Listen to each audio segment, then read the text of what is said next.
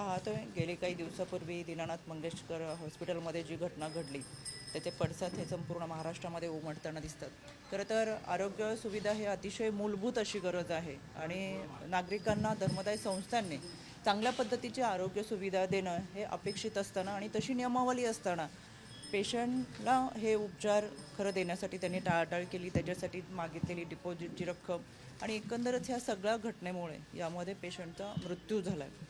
खरं तर प्रत्येक मातृत्वाचं एक स्वप्न असतं आणि एक मातृत्व मिळत असताना आपल्या मुलांसोबत आपलं आयुष्य असावं हे का आईचं स्वप्न खरं यामुळे आणि आईचंच नाही तर कुटुंबाचं स्वप्न भंग पावले।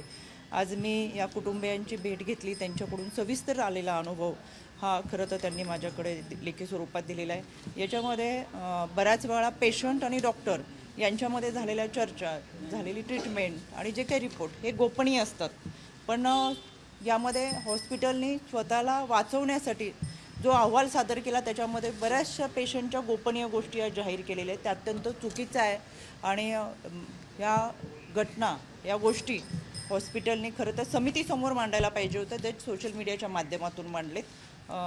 त्यांना मी कडक शब्दात समज देतेच, पण आत्ता 11 वाजता आयुक्त कार्यालयामध्ये राज्य महिला आयोगाच्या वतीनं बैठक बोलवलेली आहे। याच्यामध्ये राज्य समितीच्या वतीनं जी समिती केलेली आहे, डॉक्टर राधाकिशन पवार यांच्या अध्यक्षतेखाली 4 सदस्यीय समिती आहे। त्या समितीचा राज्य शासनाचा अहवाल हा आता आयुक्त कार्यालयामध्ये सादर केला जाईल। त्यानंतर पोलीस आयुक्त आहेत, समिती आहे आणि आमच्या इतर सदस्य असतील।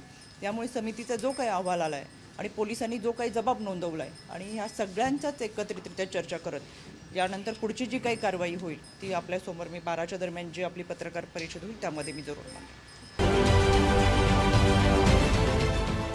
देश विदेशातील प्रत्येक घडामोडींचे लाईव्ह अपडेट मिळवण्यासाठी आता साम टीव्हीच्या सर्व सोशल मीडिया प्लॅटफॉर्मला लाईक, फॉलो आणि सबस्क्राईब करा।